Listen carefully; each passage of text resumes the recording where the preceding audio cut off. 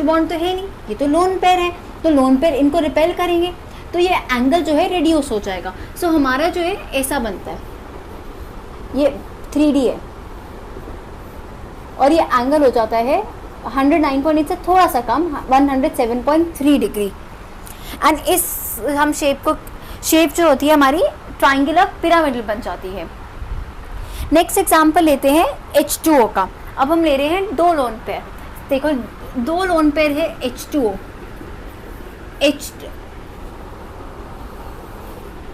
O के पास दो lone pair हैं, तो एक ये लोन पेयर, एक ये लोन पेयर और H ऐसे।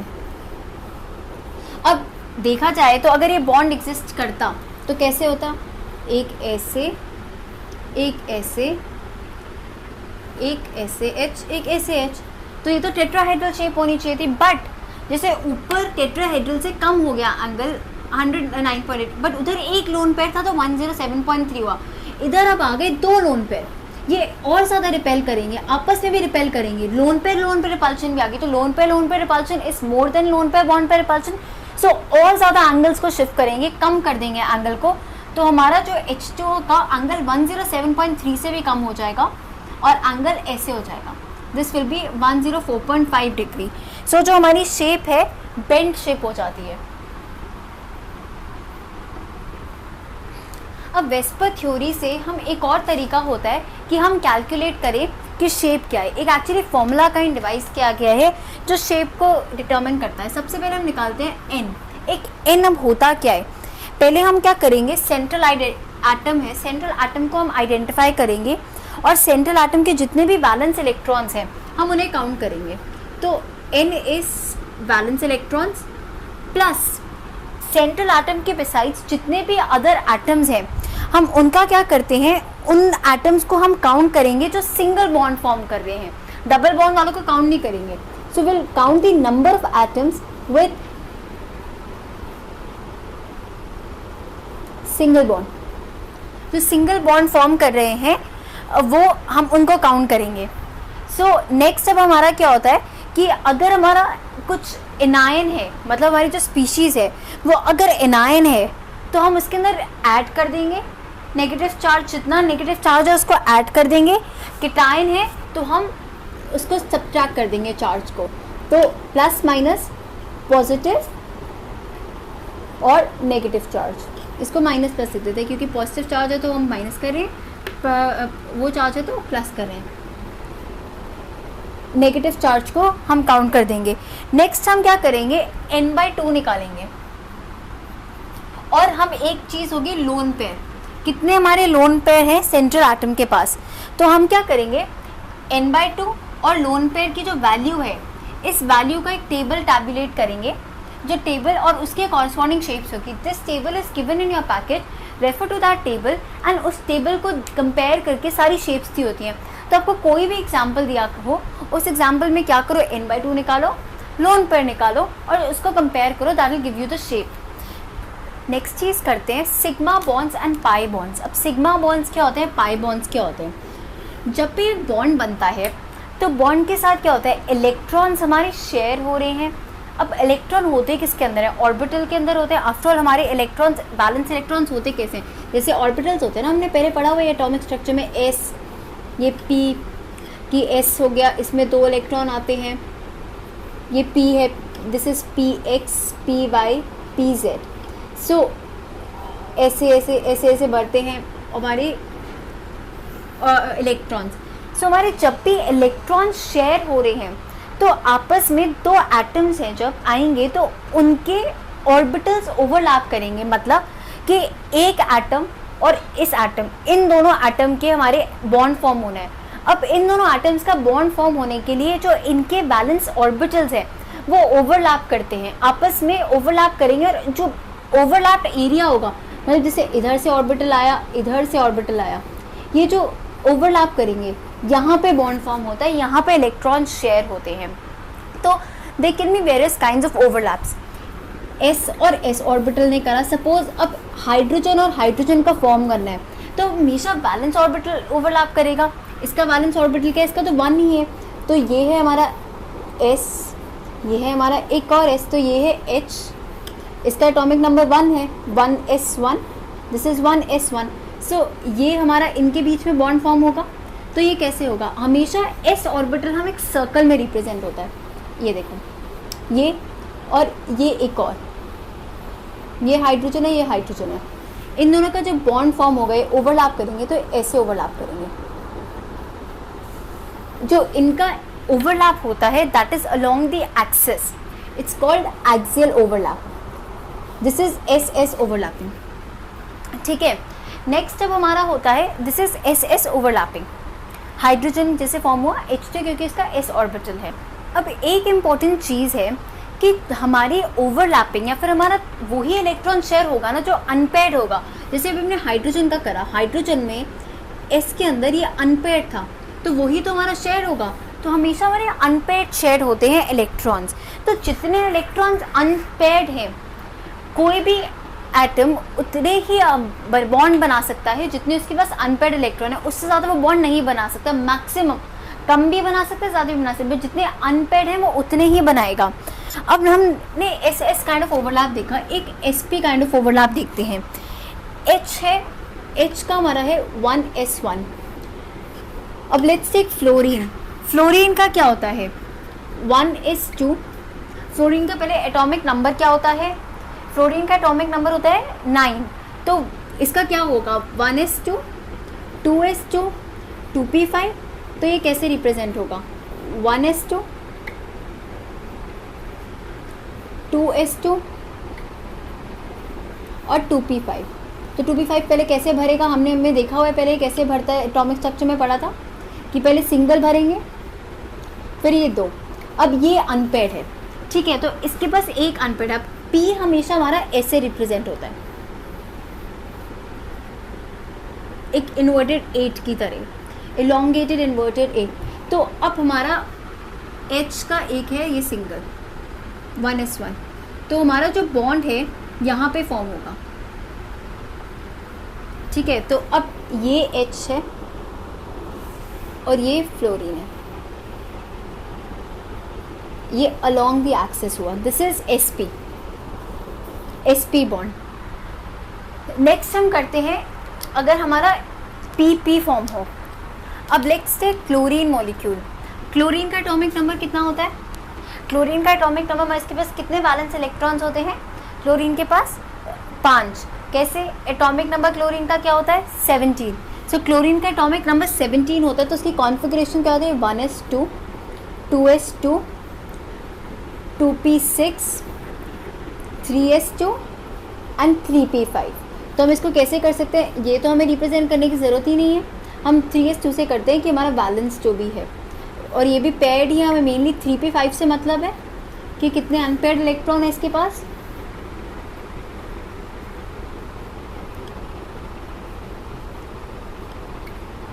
इसके पास एक अनपेयर्ड इलेक्ट्रॉन है।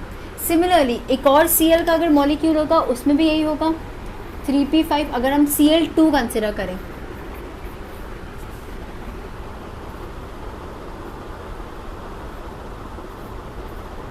तो यहाँ पे एक बॉन्ड फॉर्म होगा, तो यहाँ पे 2 पाई बॉन्ड की शेयरिंग हो रही है, दो पाई बॉन्ड नहीं, 2 पाई ऑर्बिटल के इलेक्ट्रॉन्स की शेयरिंग हो रही है, मतलब ये दोनों ओवरलैप कर रहे हैं। तो दिस इज pp, ये एक्सियल है। अब बेसिकली क्या होता है, हमारा जब भी ओवरलैप एक्सियल होता है, अब pp हमेशा ऐसे नहीं होगा, pp 2 तरीके से हो सकता है, अभी मैं आगे बताऊंगी। pp एक ऐसे भी फॉर्म हो सकता है,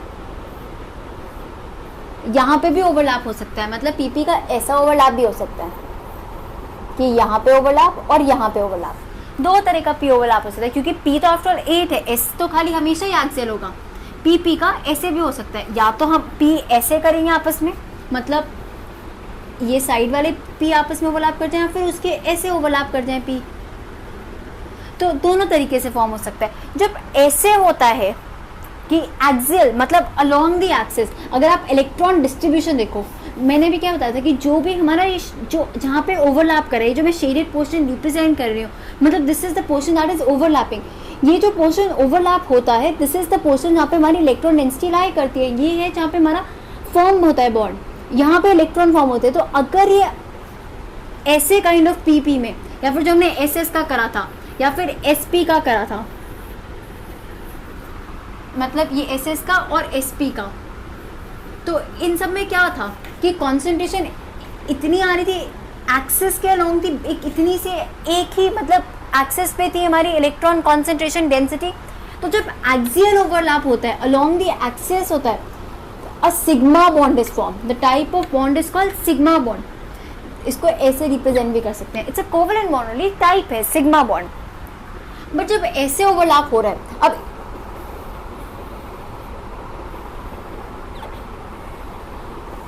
ये देखो,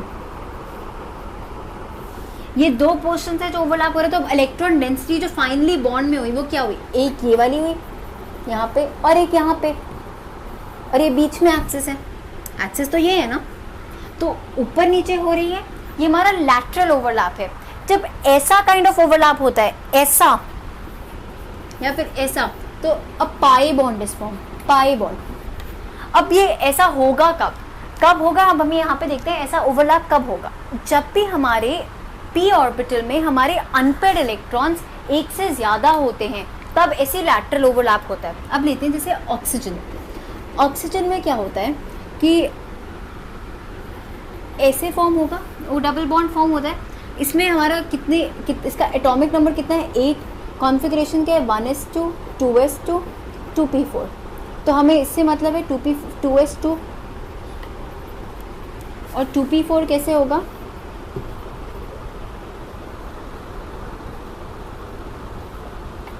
यहाँ पे 2 है। अब एक और ऑक्सीजन का जब होगा,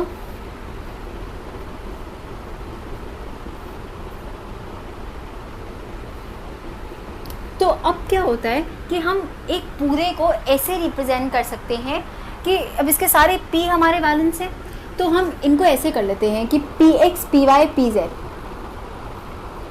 ठीक है।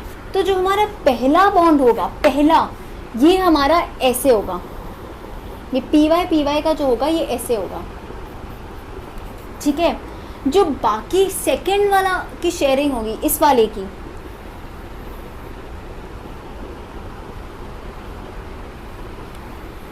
वो शेयरिंग ऐसे होगी, ऐसे ओवरलैप होगा।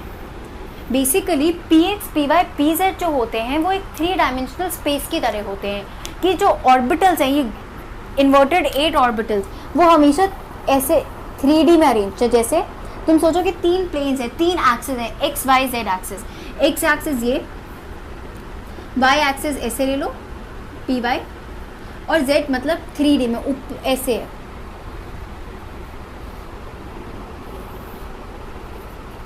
तो हम हमेशा ऐसे शेयरिंग करेंगे कि जो py और pz है वो हमारा पाई बॉन्ड फॉर्म करेंगे। जब भी हमारा डबल बॉन्ड फॉर्म होता है या ट्रिपल बॉन्ड फॉर्म होता है, जो पहला बॉन्ड होता है, ये वाला बॉन्ड, जो पहला बॉन्ड है, this is a sigma bond. ये जो बॉन्ड होता है ये होता है हमारा पाई बॉन्ड, ठीक है। अब हम ट्रिपल बॉन्ड का एग्जांपल लेते हैं, नाइट्रोजन। अब N2 जो है, 2 N मॉलिक्यूल्स हैं, आपस में बॉन्ड फॉर्म कर रहे हैं, N का एटॉमिक नंबर 7 होता है, 1s2, 2s2, 2p3। तो कैसे होगा, 2s2, 2p3। सिमिलरली यहाँ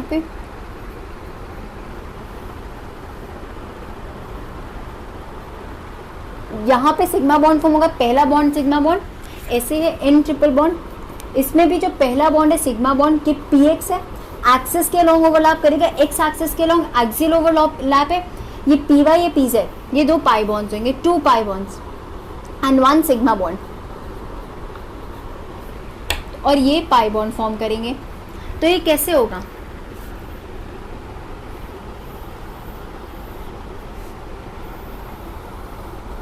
ये हमारा px है, ये हमारा py है,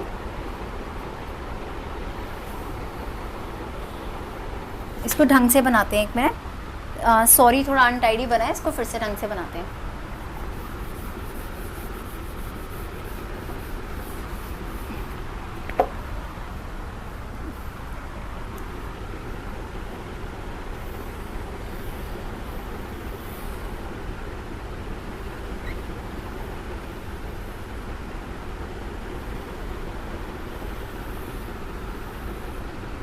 तो ये 3 एक्सिस है, पी एक्स, ये पी वाई और ये Z axis, P X, P Y और ये पी जेड। अब क्या होगा, एक और नाइट्रोजन है तो ये फॉर्म करेगा, ये रहा हमारा, इसको आप ऐसे देख लो चाहे तो।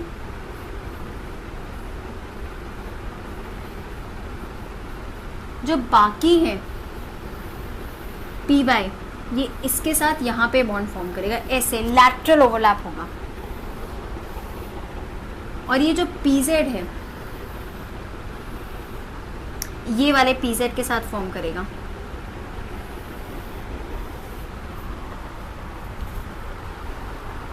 अब ये डायग्राम मैंने काफ़ी नीटली बनाया है। दिस इज पी एक्स, ये पी एक्स का है। नेक्स्ट अब ये देखिए, ये पी वाई है, ये पी वाई, ये पी वाई, पी वाई आपस में फॉर्म करेगा, ये रहा पाई बॉन्ड एक।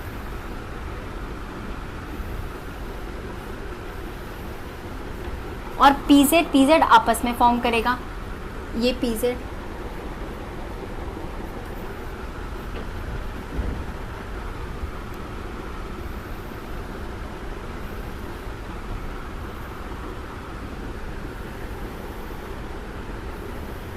अब ये लाइंस दिख रही है कि ये जो है दिस एंड दिस दिखा, ये this and this, P Z of this form a pi bond, P Y of this form a pi bond, P X form a sigma bond. So 3 unshared electrons थे, P X ने sigma bond form किया, इसने pi bond form किया। सो this is example कि हम लोग, अब हमारा पाई बॉन्ड और अगर हम सिग्मा बॉन्ड देखें, इन दोनों में आफ्टर ऑल फ़र्क क्या होता है। पहली बात, इससे पहले एक इम्पॉर्टेंट चीज़ है कि अब देखा जाए सिग्मा बॉन्ड जब फॉर्म होता है, कैसा भी सिग्मा बॉन्ड फॉर्म हो, एस ओवरलैप से हो, एस पी ओवरलैप से हो, पी ओवरलैप से हो, सिग्मा बॉन्ड में इलेक्ट्रॉन डेंसिटी जो कॉन्सेंट्रेटेड होती है बीच में, तो इलेक्ट्रॉन डेंसिटी की कॉन्सेंट्रेशन ज़्यादा होती है। जितना बॉन्ड अच्छे से हेल्ड है, बॉन्ड ज़्यादा स्ट्रॉन्ग होता है, तो जितना भी हमारा बॉन्ड के अंदर सिग्मा कैरेक्टर होगा, अगर हमारा जितना सिग्मा कैरेक्टर होगा उतना ही ज़्यादा हमारा स्टेबिलिटी होगी, जितना ज़्यादा पाई कैरेक्टर होगा उतना कम स्टेबल होगा। हमेशा more the sigma character more the stability of the bond. So अब सिग्मा और पाई में बेसिकली डिफरेंस क्या है, सिग्मा में हमेशा एक्सियल ओवरलैप है एंड टू एंड, और पाई के अंदर लैटरल ओवरलैप है, that is 2 opposite sides of the axis पे है। नेक्स्ट क्या हमारा इसका डिफरेंस होता है कि हमारा सिग्मा बॉन्ड जो है स्ट्रॉन्गर होगा, वो वाला जो होगा वो हमारा कंपैरेटिवली पाई बॉन्ड्स जो होते हैं वीकर होते हैं।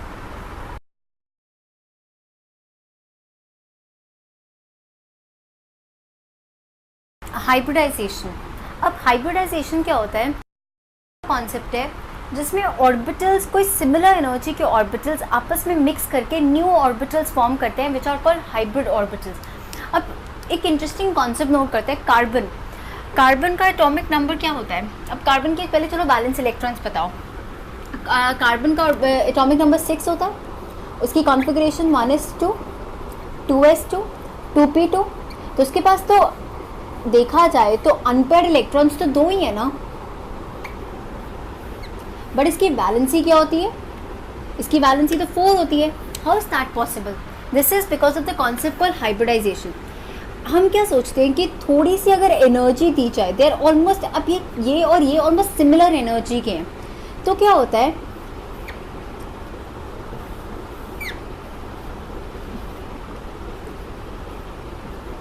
ये वाला जो हमारा इलेक्ट्रॉन है एक, जो एस के साथ पेयर्ड है, ये इलेक्ट्रॉन जंप कर जाता है यहाँ पे और ये ऐसे 4 फॉर्म कर लेते हैं। नाउ अब ये चारों अनपेयर्ड हो गए और ये अब बॉन्ड फॉर्म कर सकते हैं आगे। सो ये ऑर्बिटल्स क्या होते हैं, आपस में मिक्स कर जाते हैं। अभी तो ये एस है, ये पी के ऑर्बिटल्स है, ये एस ऑर्बिटल है, ये पी ऑर्बिटल इलेक्ट्रॉन्स है। तो बेसिकली क्या होता है, ऑर्बिटल्स मिक्स कर जाते हैं और हाइब्रिड ऑर्बिटल्स फॉर्म कर लेते हैं। हाइब्रिड ऑर्बिटल्स क्या होते हैं कि मिक्सिंग के बाद ऑर्बिटल्स बिल्कुल सेम हो जाते हैं, मतलब अब हाइब्रिड ऑर्बिटल्स अब एस या पी नहीं रहते, उनका एक नया नाम होता है, उनका नया नाम होगा और वो एक नए टाइप ऑफ ऑर्बिटल्स होंगे जिनकी अपनी अलग प्रॉपर्टीज़ होंगी, वो एग्जिबिट करेंगे। अब इसमें कितने ऑर्बिटल मिक्स करिए, जब एक s ऑर्बिटल और 3 p ऑर्बिटल मिक्स होते हैं तो sp3 एक नया ऑर्बिटल बनता है, मतलब 4 new sp3 orbitals are form. उसका नाम sp3 ऑर्बिटल है, तो वो ऐसे हम रिप्रेजेंट करेंगे। अब ये नई चीज़ है बिल्कुल, these are totally new orbitals, sp3 orbitals, 4 new sp3 orbitals are form. अब sp3 ऑर्बिटल जो फॉर्म होता है वो हम कैसे रिप्रेजेंट करते हैं और उनकी शेप क्या होती है और वो कैसे यूज़ होगा वो आप स्टडी करते हैं। अब ये जो sp3 4 ऑर्बिटल है वो कैसे डायरेक्टेड होते हैं, जैसे टेट्राहेड्रॉन का हमारा डायरेक्टेड है, मतलब ऐसे।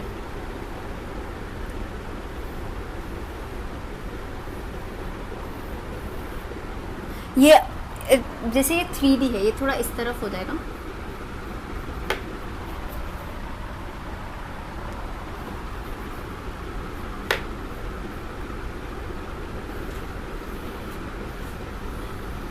ये 3D है, ये एक टेट्राहेड्रॉन है, इसका टेट्राहेड्रॉन की तरह मान लो, जैसे 3D अरेंज्ड है, इनके बीच का एंगल 100.8 अपना नॉर्मल है। अब ये कार्बन है with sp3 orbital, so this is in sp3 orbital, this is again in sp3, ये भी sp3 ऑर्बिटल है, ये भी sp3 ऑर्बिटल है। अब ये कार्बन है जिसके पास 4 sp3 ऑर्बिटल्स होते हैं, तो इट वैलेंसी ऑफ 4 क्यों, उसके पास 4 इलेक्ट्रॉन्स को शेयर करने की कैपेसिटी है। अब CH4 जैसे हम लेते हैं, CH4 is again of a tetrahedron shape.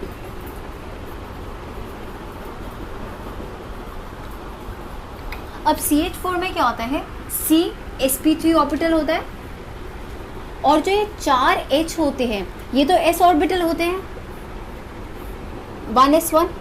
तो बेसिकली होता क्या है कि ये कैसे फॉर्म होता है, ये हमारा C हो गया,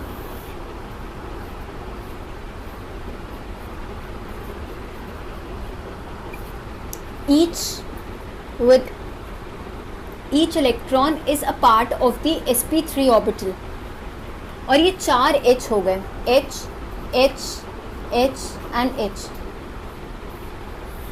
ये 1s1 है, s ऑर्बिटल, ये एक और s ऑर्बिटल, ये एक और s orbital and final s orbital, ये आपस में बॉन्ड्स फॉर्म करते हैं।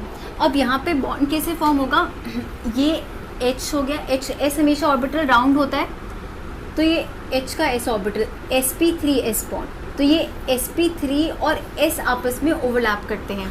सिमिलरली एक और, ये भी S है।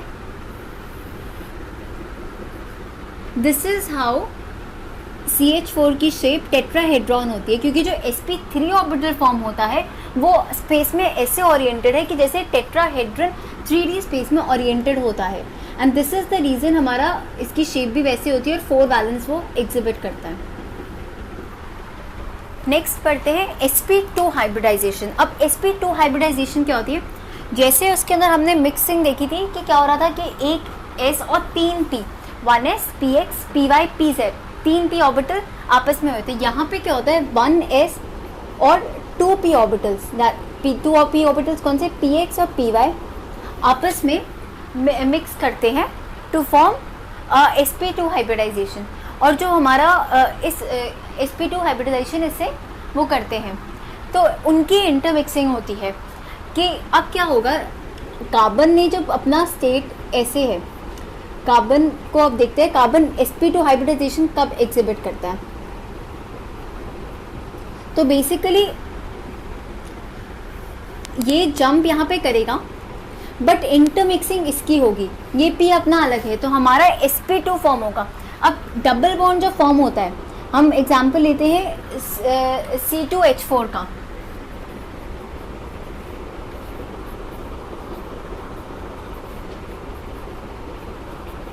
इसमें हमारी sp2 हाइब्रिडाइजेशन होगी। कैसे, कार्बन जो है हमारा, दोनों कार्बन sp2 हाइब्रिडाइज्ड है,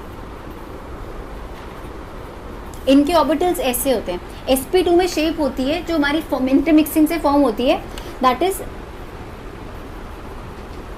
हमारी, इसको हम ट्राइगोनल हाइब्रिडाइजेशन भी कहते हैं। इसकी जो शेप हमारी होगी वो होगी ट्राइगोनल शेप होगी हमारी, जैसे हमने ट्राइगोनल करते हैं ना, तो ट्राइगोनल शेप। ये हमारा एक sp2 ऑर्बिटल है, sp2 ये कार्बन है। अब इसके पास एक p भी एक्स्ट्रा बचा, pz, तो ये pz ऐसे,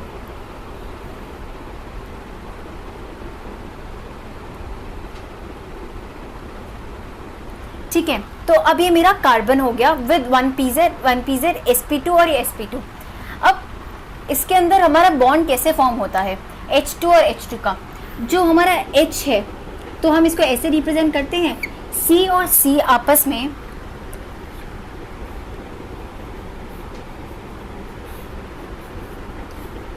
तो ये तो सिग्मा बॉन्ड है, तो यहाँ पे एक कार्बन के साथ S बॉन्ड, यहाँ पे H, तो ये S और sp2 के बीच में सिग्मा बॉन्ड फॉर्म हो रहा है।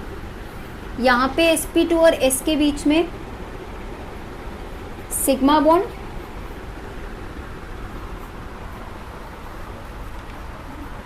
फॉर्म हो रहा है,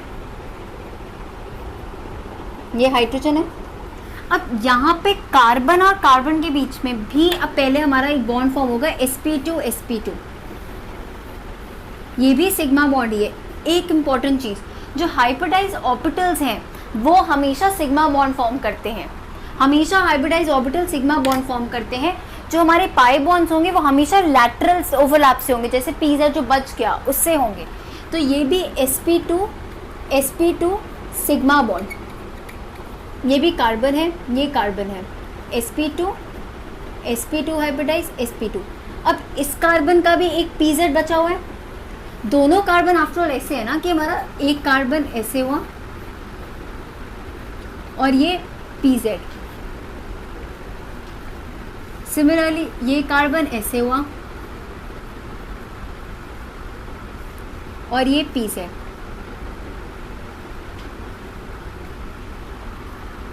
ये sp2, ये sp2, ये sp2, ये sp2, ये sp2, ये sp2, आपस में sp2 एक का H के साथ यहाँ पे बॉन्ड बनेगा, एक H के साथ बॉन्ड बनेगा, इसका H के साथ बनेगा, H के साथ। ये जो हाइब्रिडाइज ऑर्बिटल्स जो फॉर्म होते हैं उनकी एनर्जी कम्प्लीटली सेम होती है, बिल्कुल सिमिलर टाइप के होते हैं, कोई डिफरेंस नहीं है। H के साथ चाहे ये वाला करे, ये वाला करे, ये वाला करे, कार्बन के साथ ये वाला करे, ये वाला करे, ये वाला करे, कोई फर्क नहीं पड़ता, सेम है। इन दोनों का आपस में बॉन्ड एक फॉर्म हो गया और ये जो है ये दोनों पाई बॉन्ड फॉर्म करते हैं एक। तो इधर एक और H हमारा बॉन्ड फॉर्म करेगा S, एक और H इधर बॉन्ड फॉर्म करेगा, ये भी सिग्मा बॉन्ड है, this is sp2s sigma bond, ये वाला, और ये एक पाई बॉन्ड फॉर्म होता है।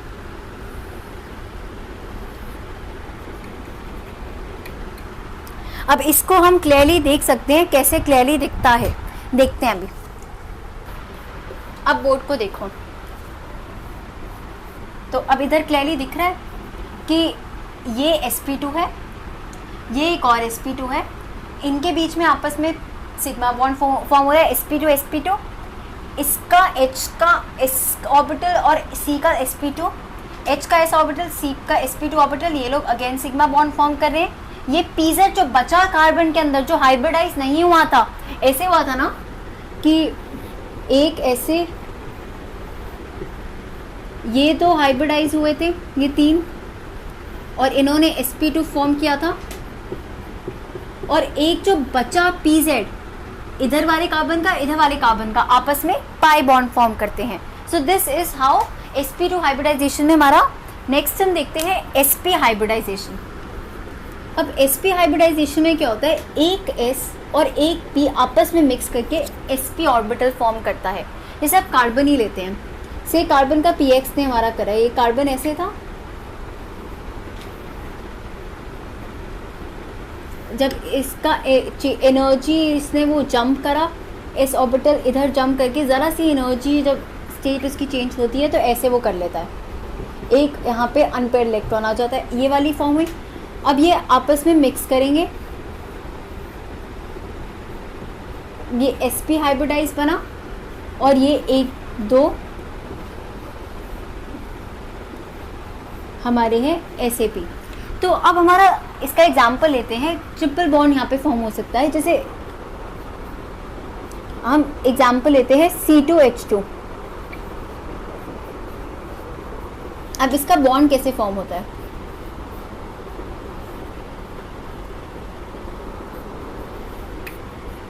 अब ये कैसे होगा? अब हम sp हाइब्रिडाइज्ड हमारा जो होता है वो लीनियर होता है, इसे लीनियर हाइब्रिडाइजेशन भी कहते हैं। लीनियर, जैसे हमारा ट्राइंगुलर था sp2, टेट्राहेड्रन था sp3, ये होगा लीनियर।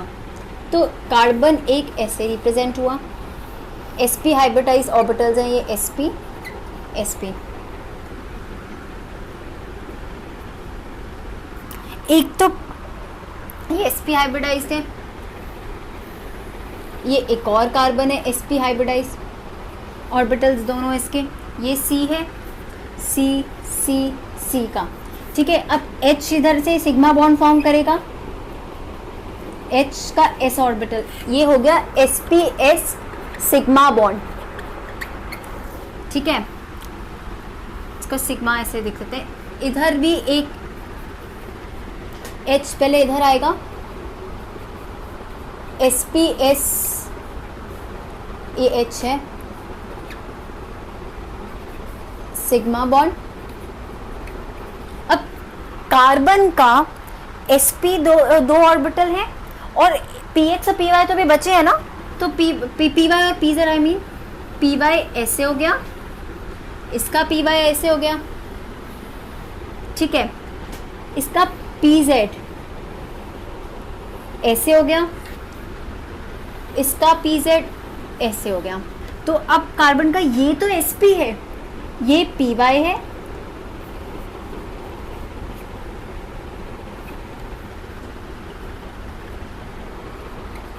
और ये pz है।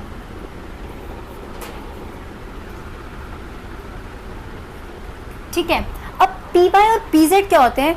ये पाई बॉन्ड फॉर्म करते हैं। हमने पहले भी थोड़ा टाइम पहले पढ़ा था ना कि जो ट्रिपल बॉन्ड में एक बॉन्ड है, ये तो सिग्मा बॉन्ड होता है, बाकी जो तो होते हैं पाई बॉन्ड्स होते हैं। तो ये यहाँ पे पाई बॉन्ड फॉर्म हुआ कैसे? py का एक पाई बॉन्ड py ने फॉर्म करा और pz ने अपना फॉर्म करा।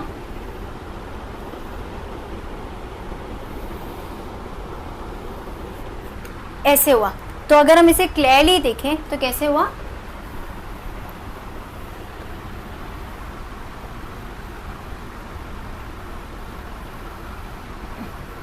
अब देखो, sp सिग्मा बॉन्ड, ये पाई बॉन्ड्स है,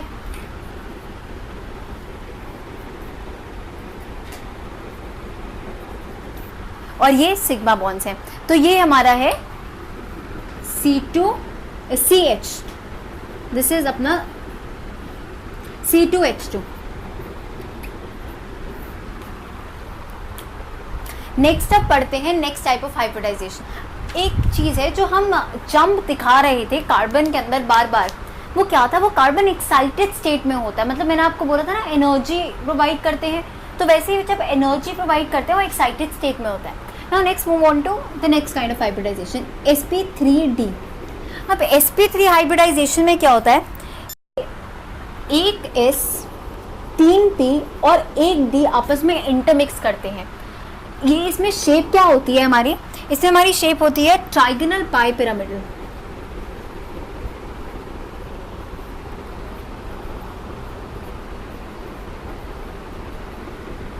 इसका एग्जाम्पल है जैसे PCl5।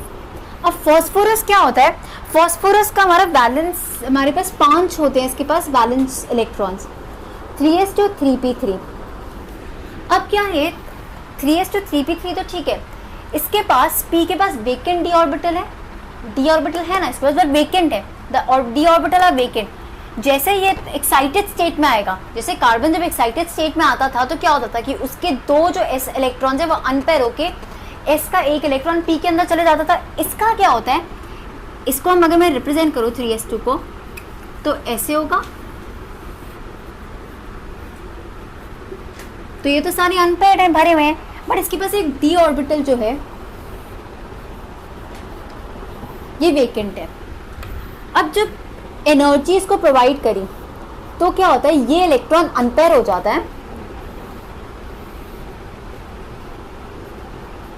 और इसके डी ऑर्बिटल में चले जाता है।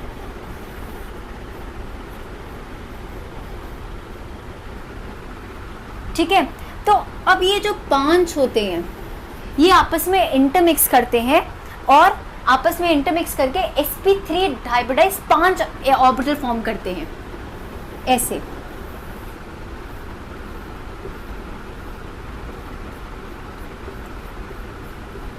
ये हो गया sp3d 5 ऑर्बिटल sp3d हाइब्रिडाइज। सो PCl5 में ये हमारी एग्जिबिट होता है। नेक्स्ट अब करते हैं sp3d2। अब sp3d2 में क्या होता है, एक s 3p और 2d ऑर्बिटल्स आपस में इंटरमिक्स करके sp3d2 6 sp3d2 ऑर्बिटल्स फॉर्म करते हैं। इसमें एक तो शेप होती है ऑक्टाहेड्रल। SF6 एक एग्जाम्पल है। अब SF6 में क्या होता है, SF6 में ये होता है कि हमारे SF6 में ऑक्टाहेड्रल शेप होती है। अभी हमने इसका शेप तो पढ़ी थी, उसके ना मिक्सिंग कैसे होती है कि SF6 में 3s2 और 3p4 होता है इसका नॉर्मल वैलेंस हमारे इलेक्ट्रॉन्स। तो अब 3s जो 6 वैलेंस इलेक्ट्रॉन्स है, 3s जो 3p4 उनकी कॉन्फ़िगरेशन है वैलेंस की, तो ये कैसे रिप्रेजेंट होगा। इसके पास भी हमारे पास वेकेंट ऑर्बिटल है, वेकेंट डी ऑर्बिटल। जैसे फॉस्फोरस एक्साइटेड स्टेट में डी में जाता है, एस में भी एक्साइटेड स्टेट में 2 इलेक्ट्रॉन डी में चले जाते हैं। एक ये वाला अनपेयर होता है और एक ये वाला अनपेयर होते हैं इलेक्ट्रॉन्स।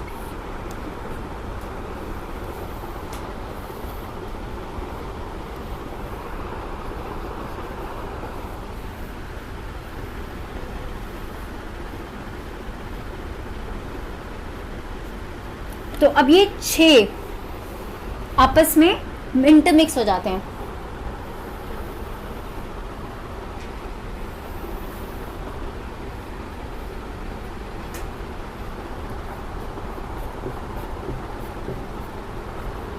तो ये क्या हुआ, sp3d2 टाइम्स के 6 बनते हैं। SF6 की क्या शेप होती है, ऑक्टाहेड्रल, अभी करी थी ना, लेट्स रिवाइज दैट। ये होती थी कि ये 4 ऑक्टाहेड्रन में, ये 4 पहले प्लेनर स्क्वायर में है, इन पे बीच में 90 डिग्री एंगल है और एक ऊपर एक नीचे। क्या करा था कि ऐसे प्लेन दिखाया था, ऊपर एक f एक नीचे एक f। अभी PCl5 करा है sp3d का, उसकी भी अभी शेप हम लोगों ने पढ़ी थी कि कैसे होती है, Cl ट्राइंगुलर 3 में और एक ऊपर एक नीचे, ऐसे ऐसे ऐसे ऐसे ऐसे। सिमिलरली एक sp3d3 भी होती है इसके अंदर। मतलब बेसिकली आपके ये सब इतना ज़्यादा